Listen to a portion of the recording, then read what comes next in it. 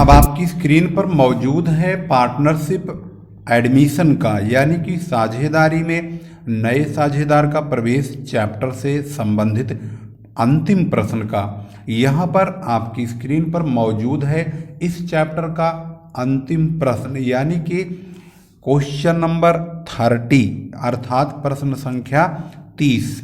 यहाँ पर लिखा है P एवं Q क्रमशः 3 और 2 के अनुपात में लाभ हानि विभाजित करते हैं। 31 मार्च 2016 को उनका आर्थिक चिट्ठा अग्रवत था। यहाँ पर लायबिलिटीज साइड है और यह एसेट्स साइड गिवन है। इसके बाद इन्होंने लिखा है 1 अप्रैल 2016 को आर को निम्न शर्तों के साथ साझेदारी में सम्मिलित किया। फर्म की पुस्तकों में 25,000 रुपये से ख्याति खाता खोला जाना था, यानी गुडविल का जो कैलकुलेशन है, मूल्यांकन है, वह 25,000 रुपये से हुआ है। रहतिया और फर्नीचर को 10% से हरासित किया जाए और देनदारों पर अशोध्य और संदिग्ध ऋण के लिए 5% का प्रावधान किया जाए। मशीनरी का मूल्यांकन 48,000 रुपये किया जाए। आर भावी लाभ के 1/4 हिस्से के लिए अपनी पूंजी के रूप में 25,000 रुपये लाएगा, यानी मिस्टर आर की जो पूंजी है वह 25,000 रुपये होगी और 1/4 का वो हिस्सेदार बनेगा। पुनर्मूल्यांकन खाता और नई फर्म का आर्थिक चिट्ठा बनाइए। तो इसको समझने के लिए सबसे पहले हमें रिवैल्यूएशन अकाउंट को बनाना पड़ेगा। रिवैल्यूएशन अकाउंट कैसे बनेगा, क्या उसमें कैलकुलेशन होगी, चलिए एक एक करके समझते हैं। सबसे पहले आप देखेंगे स्टॉक जिसका मूल्यांकन 10% से हरासित किया गया है और फर्नीचर को भी 10% से हरासित किया, यानी कि इस पर डेप्रिसिएशन कटेगा। रहतिया 20,000 का है। स्टॉक जिसको हम बोलते हैं उसका 10% यानी 20,000 का 10% अगर हम लिखेंगे तो 20,000 गुणा 10/100 यानी 2,000 रुपये, और फर्नीचर का 10,000 गुणा 10/100 करेंगे तो 1,000 रुपये आएगा। इसको हम यहाँ ऐसे लिखेंगे। रिवैल्यूएशन अकाउंट जब बनाएंगे तो टू स्टॉक के नाम से 2,000 रुपये और टू फर्नीचर के नाम से 1,000 रुपये लिख देंगे। इसके बाद सवाल में आगे बढ़ने पर कहा जाता है कि अशोध्य और संदिग्ध ऋण के लिए भी देनदारों पर 5% का प्रावधान करना है। हमारे देनदार जो यहाँ लिखे हैं वो है 22,000 रुपये के, तो 22,000 रुपये पर हमें 5% काटना है। 22,000 गुणा 5/100 तो ये 1,100 रुपये आ जाएगा। इसके बाद इन्होंने कहा है मशीन का मूल्यांकन 48,000 यानी 48,000 करा गया है। तो यहाँ पर मशीनरी देखेंगे तो 35,000 यानी कि ये 35,000 रुपये है, लेकिन अब का मूल्य 48,000 है यानी 13,000 बढ़ चुका है। जब संपत्तियां बढ़ती हैं तो उसे हम क्रेडिट में लिखते हैं और जब घटती हैं तो डेबिट में लिखते हैं। ये डेबिट साइड है और ये क्रेडिट साइड है। तो क्रेडिट साइड में 13,000 रुपये से मशीन बढ़ चुकी है, तो मशीन के दाम के लिए बाई मशीनरी के नाम से हम यहाँ पर 13,000 रुपये लिखेंगे। जब हम इनका मैचिंग करेंगे, मिलान करेंगे, तो 13,000 रुपये की रकम ज़्यादा है। इसी को हम यहाँ पर नीचे और यहाँ भी नीचे लिखेंगे। 13,000 रुपये में से इस 4,100 रुपये को घटाएंगे। यहाँ पर जो नेट प्रॉफिट होगा रिवैल्यूएशन का वो होगा 8,900 रुपये, और 8,900 को हम इस रेशो में बांटेंगे 3 और 2 के। 3 और 2 का टोटल 5 हुआ, तो 3/5 और 2/5 हम 8,900 का ऐसे करेंगे। 8,900 गुणा 3/5 तो आएगा 5,340 रुपये, और 8,900 गुणा 2/5 तो ये आएगा 3,560 रुपये। इस प्रकार से यहाँ पर दोनों को P और Q को ये प्रॉफिट दे दिया जाएगा। इसके बाद हम बनाएंगे partners capital account. Partners capital account बनाने के पहले आपको ये देखना बहुत ज़रूरी है कि आप पुरानी कैपिटल को कितना दिखा रहे हैं बैलेंस शीट में। तो बैलेंस शीट में पुरानी कैपिटल P और Q की यहाँ लिखी हुई है 30 और 20,000 रुपये। तो जब हम यहाँ पर पार्टनर्स कैपिटल अकाउंट बनाएंगे PQR का, तो by balance B D credit side में हम 30,000 20,000 रुपये लिखेंगे पी और क्यू का। क्योंकि आर एक न्यू पार्टनर है तो आर अभी अभी आया है तो वह पूंजी लेकर आया है 25,000 रुपये, जिसकी पूंजी आपको यहाँ पर लिखी हुई है 25,000 रुपये। इसको बाई बैंक के नाम से आर के खाते में लिख देंगे। इसके बाद यहाँ रिजर्व है 10,000 का, उसको भी हम बाई रिजर्व के नाम से 3 और 2 के रेशो में, इसी रेशो में 3 और 2 के 3/5 2/5 करेंगे, 6,000 4,000 रुपये आ जाएगा। यहाँ पर जब पार्टनर्स कैपिटल अकाउंट बनाएंगे तो यहाँ पर बाय रिवैल्यूएशन अकाउंट लिखेंगे, 5,340 का प्रॉफिट, 3,560 का प्रॉफिट, जो कि पी और क्यू का है, जो हमने रिवैल्यूएशन अकाउंट बनाया था वहाँ से हमने इसको लिया है, ये प्रॉफिट हो गया। इसके बाद मिस्टर आर एक न्यू पार्टनर है, उन्होंने अपने हिस्से की पूंजी में से 1/4 भाग निकाल करके गुडविल के रूप में देंगे।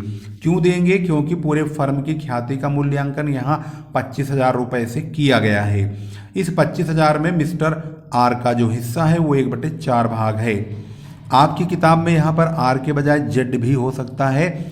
अगर आप यहाँ पर समझेंगे जेड है तो आप जेड लिख सकते हैं, अदरवाइज पी क्यू आर ही होता है, तो हमने यहाँ पर आर बना दिया है इसको। इससे पहले कि कोई कन्फ्यूजन पैदा हो, इसको आर ही समझ करके सॉल्व किया जा रहा है। तो 25,000 में से 1/4 भाग का जो ख्याति का रकम होगा, जो आर का हिस्सा है, आर से शेयर ऑफ गुडविल 25,000 इंटू 1/4 करेंगे तो 6,250 रुपये आएगा। अगर हम 6,250 को पी और क्यू को देंगे तो 3/5 और 2/5 में देंगे, क्योंकि इसका सैक्रिफाइसिंग रेशो यही होगा।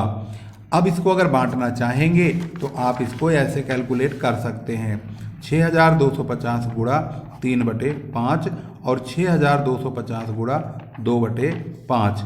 अगर हम इसका 3/5 करेंगे तो 5 कम 5, 5 दूनी 10, 5 पंजे 25, यानी 1,250 गुणा करेंगे 3 से तो ये कितना आएगा 3,750 रुपये, और ये आएगा 2,2500 रुपये। इसका मतलब है पी को 3,750 रुपये मिलेंगे और क्यू को 2,500 रुपये मिलेंगे। और यह यहाँ पर इस तरह लिखा जाएगा, बाई आर से कैपिटल अकाउंट, क्योंकि मिस्टर आर अपनी गुडविल का पैसा नहीं लाए हैं तो ये पैसा हम उनके कैपिटल अकाउंट से निकाल लेंगे।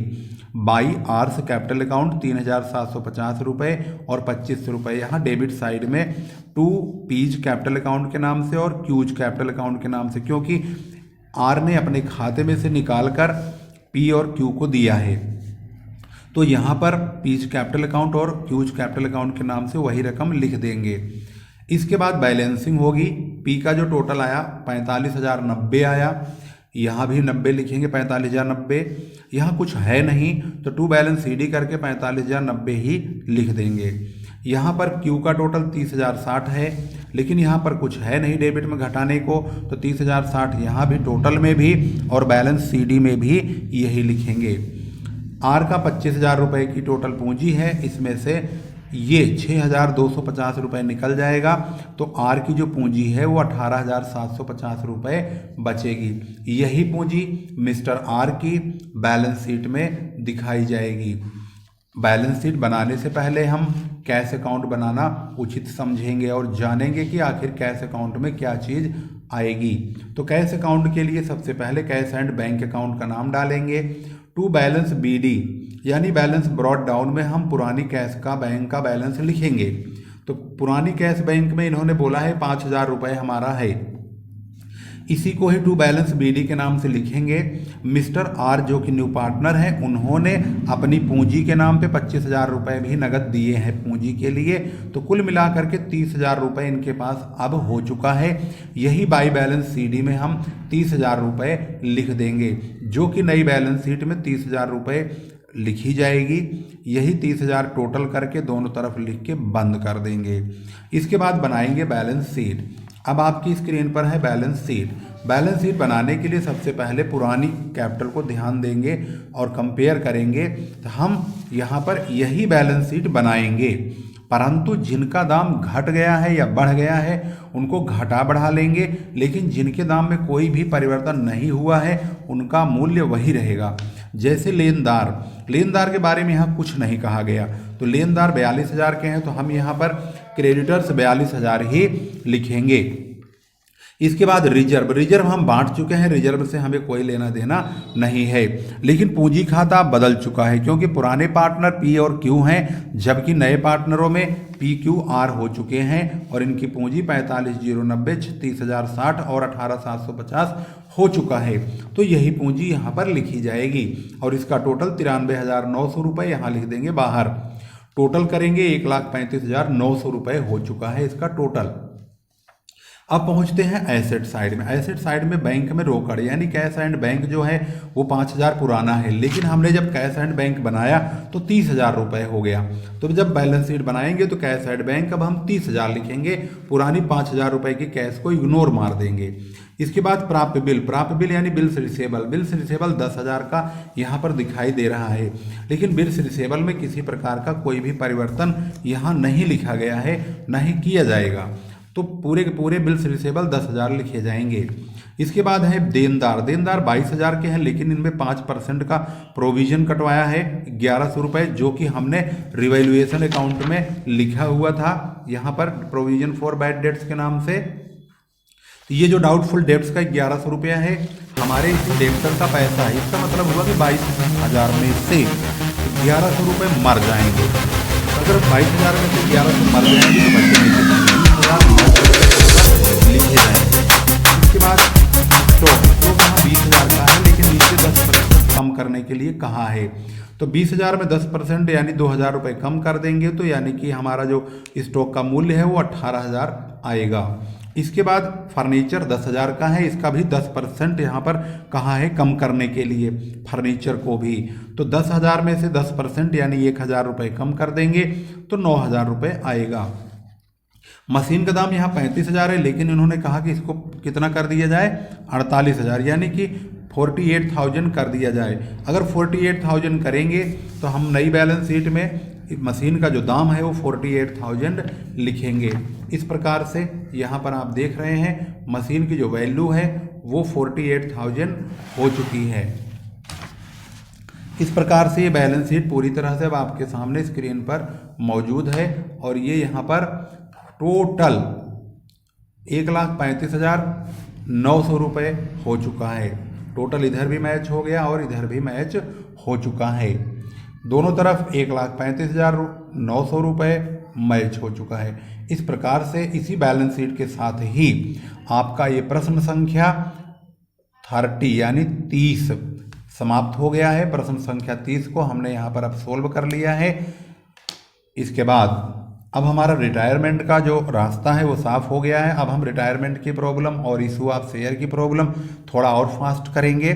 बने रहिए हमारे साथ, आपकी थोड़ी सहयोग की ज़रूरत है। आप इस वीडियो को मैक्सिमम स्टूडेंट्स तक ज़रूर शेयर कीजिए, जिससे कि ये वीडियो और बच्चों तक जाए और दूर दराज के लोगों को, जो बच्चे दूर दराज में रह रहे हैं, उनके पास ट्यूशन वगैरह की सुविधा नहीं है, वो एकमात्र यूट्यूब के सहारे ही अपनी पढ़ाई को आगे जारी रख सकते हैं और नॉलेज ले सकते हैं। इसके लिए आपको भी एक रोल प्ले करना है। आप भी अपनी सर्किल में अपने सोशल मीडिया का हेल्प ले करके आप इसको व्हाट्सएप, फेसबुक जो भी आप ज़्यादा इस्तेमाल करते हैं वहाँ पर इस वीडियो को शेयर कीजिए और तमाम बच्चों तक पहुँचाइए। धीरे धीरे ये सभी बच्चों के पास पहुँच जाएगा और सभी बच्चे पढ़ाई के लिए आगे आएंगे और उनके अंदर जो जागृति है एजुकेशन को लेकर के वह बढ़ेगी और पूरा भारत शिक्षित होगा, मेहनती होगा और आगे बढ़ेगा। इसी कामना के साथ फिर आएंगे, आपके साथ रूबरू होंगे एक नई वीडियो के साथ। तब तक के लिए नमस्कार, जय हिंद, जय भारत।